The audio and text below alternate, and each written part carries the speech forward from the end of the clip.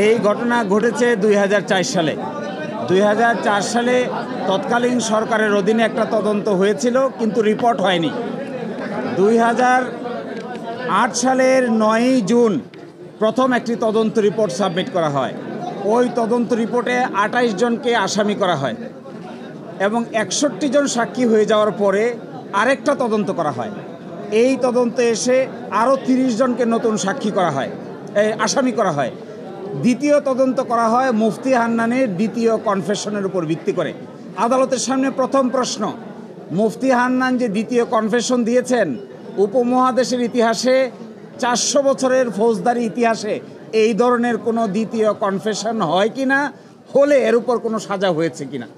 আমরা আদালতে দেখিয়েছিলাম যে এই ভারতীয় উপমহাদেশে বিগত 400 বছরের ফৌজদারি বিচার ব্যবস্থার ইতিহাসে দ্বিতীয় কনফেশনের উপর ভিত্তি করে এই ধরনের কোনো সাজা কাউকেই দেওয়া হয় নাই। এবং খুবই ইন্টারেস্টিং, 225 জন সাক্ষী নেওয়া হয়েছে।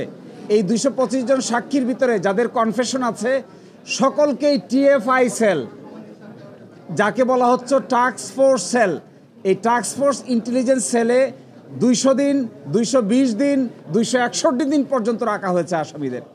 ফলে তাদের কনফেশনের আইনগত কোনো মূল্য নাই। এবং আরেকটি ইন্টারেস্টিং প্রশ্ন এখানে আছে, এই টিএফআই সেলে যাদেরকে রাখা হয়েছিল, টর্চার করা হয়েছে যাদের, তারা একজন বলেছে আরেকজনকে দেখেছে, শুনেছে, কিন্তু কি কথা হয়েছে, কি কনস্পিরেসি হয়েছে তার কোনো উত্তর দিতে পারে নাই। ইন্টারেস্টিং হলো বাবর সাহেব, আব্দুল সালাম পিন্টু সাহেব এবং যাদেরকে পরবর্তী চার্জশিটে আনা হয়েছে, কায়কোবাদ সাহেব সহ, এই পরবর্তী চার্জশিটের মূল ভিত্তি ছিল রাজনৈতিক বিবেচনা। এই রাজনৈতিক বিবেচনায় তারা বিচার করেছে কাকে কাকে আসামি করলে পরে রাজনৈতিকভাবে দোষারোপ করা যাবে। প্রকৃত আসামি তারা খুঁজতে যায় নাই। আজকে আদালতের সামনে দুটো মূল প্রশ্ন দাঁড়িয়েছে যে মুফতি হান্নানের দ্বিতীয় কনফেশনের উপর ভিত্তি করে কোনো সাজা দেওয়া যাবে কি না। আদালত বলেছে নো, দ্বিতীয় কনফেশনের উপর ভিত্তি করে কাউকে কোনো সাজা দেওয়া যাবে না। প্রথমটা দাঁড়িয়েছে ফার্দার ইনভেস্টিগেশন যে হয়েছে, এই ফার্দার ইনভেস্টিগেশনের মামলার আমলে গ্রহণকারী আদালত কোনটা হবে? এই আমলে গ্রহণকারী আদালত হয়েছে ট্রায়াল কোর্ট। আইনে আছে আমলে গ্রহণ করবে হলো সব ম্যাজিস্ট্রেট আদালত। এখন দেখা গেছে আমলি আদালত আমলে না গ্রহণ করে যা বিচারিক আদালত আমলে গ্রহণ করেছে। হাইকোর্ট ডিভিশন বলেছেন এইটা বাংলাদেশের সকল সিদ্ধান্তের আলোকে অবৈধ হয়েছে এবং এই জন্য এই ট্রায়ালটাকে ইল্লিগ্যাল, অবৈধ ঘোষণা করেছেন।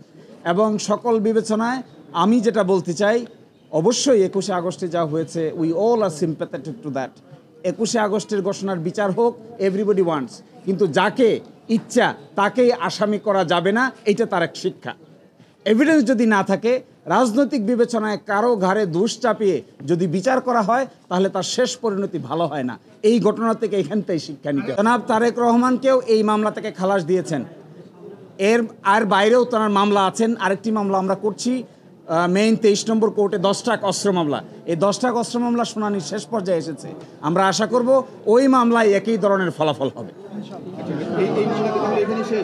21শে আগস্টের মামলা যারা নিহত হয়েছেন, যারা আহত হয়েছেন, ডেফিনেটলি আমরা সকলেই তাদের প্রতি অত্যন্ত সহানুভূতিশীল। এটাই হতে হবে আইনের দৃষ্টিতে। কিন্তু প্রকৃত অপরাধী যদি রাষ্ট্রপক্ষ বের করতে না পারে, তাহলে বিচারটা হবে কার? 100 মানুষও যদি খালাস পেয়ে যায়, নিরপরাধ একজনকেও আমরা সাজা দিতে পারি না। এই আইনের অধীনে যারা নিহত হয়েছেন, যারা পঙ্গু হয়েছেন, যারা জীবন হারিয়েছেন, গুলিবিদ্ধ হয়েছেন, সবার প্রতি we have very close sympathy and empathy to them. কিন্তু এই বলে বাবর সাহেব, এই বলে তারেক রহমান সাহেব, এই বলে মুজাহিদ সাহেব, এই বলে সালাম পিন্টু সাহেব, যাকে ইচ্ছে তাকেই আপনি সাজা দিতে পারবেন না। এটা ক্রিমিনাল জুরিসপ্রুডেন্সের কোনো নিয়মের মধ্যে পড়ে না। এই জন্যই যারা আহত হয়েছেন তাদের জন্য উচিত ছিল সুনির্দিষ্ট আসামি খুঁজে বাইর করা। সুনির্দিষ্ট আসামি না খুঁজে আমরা খুঁজেছি রাজনৈতিক প্রতিপক্ষ। রাজনৈতিক প্রতিপক্ষ খুঁজতে গিয়ে সুনির্দিষ্ট আসামিরা তার সহযোগিতা নিয়ে ফাঁক তালে বেরিয়ে গেছে, আমরা তা খুঁজতেও যাইনি। এই জন্য এইভাবে টর্চার করে, ক্রিমিনাল জুরিসপ্রুডেন্সকে ব্যবহার করে যাকে ইচ্ছা তাকে সাজা দেওয়ার যে নীতি, এই নীতি কোনো সরকারের আমলে কারো জন্যই প্রযোজ্য হওয়া উচিত নয়। যারা ভিকটিম হয়েছেন, যারা এই মামলায় হয়েছেন, তাদের জন্য প্রপার ইনভেস্টিগেশন হবে কিনা, that totally depends upon the state. রাষ্ট্র সেটি দেখবে।